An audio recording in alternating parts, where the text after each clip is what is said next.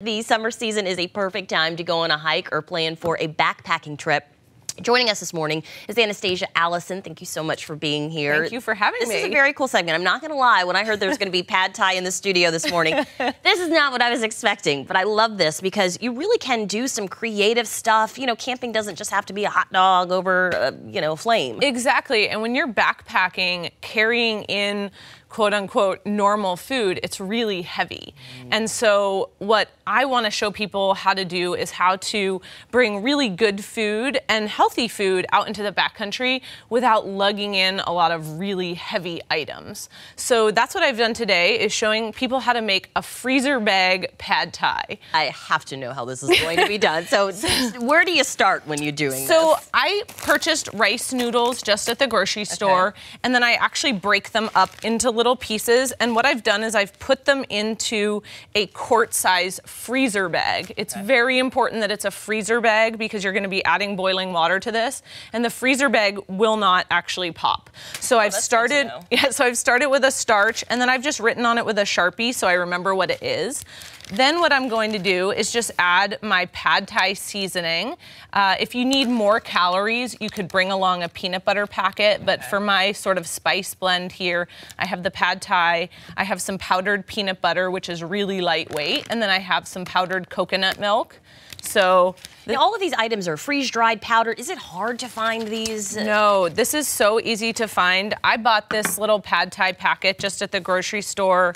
The powdered peanut butter you can buy anywhere. Coconut milk powder I found on Amazon. Okay. So all of these are pretty easy to find, and this is actually going to be a lot more cost-effective than buying a pre-packaged backpacking meal. It's also going to have probably a quarter of the sodium, so it's a much healthier option. Okay. So I'm going to add in some vegetables, just because I like vegetables. And this is actually freeze-dried butternut squash and carrots. Wow. So it's actually real food. Okay. So this is my type of cooking show where I just throw things into a plastic bag. And these are my kind of cooking on a normal day. So. These are freeze-dried peas, believe it or not. Okay. So I'm just going to add this. What kind of portion are we doing from noodles too? Because you've got a lot of vegetables. I do, and I would say that a lot of people will overestimate how much they can eat. If you fill this bag up all the way, it's going to be way too much food.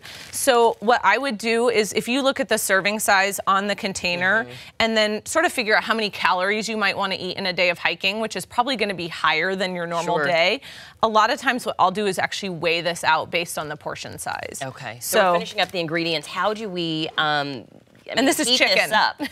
Wait. Freeze-dried chicken.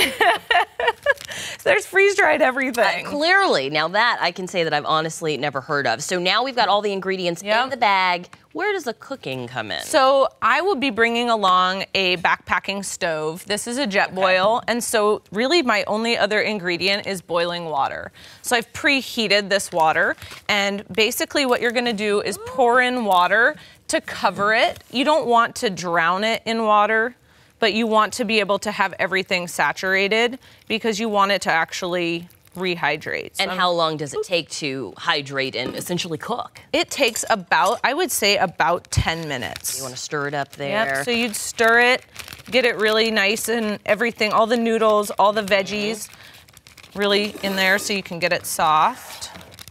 Get a good look at that. Okay, and just for sheer sake of time here, because we're running out, you came in with one already made, and I have to try it. So I store it in a food cozy, and I definitely recommend using a long-handled spoon so that your knuckles don't get food all over them. So here's you might want to stir it around. Okay. Oh, it smells good. Yeah. You can see there's some aroma coming from it. Oh, and it's nice and hot. Yeah.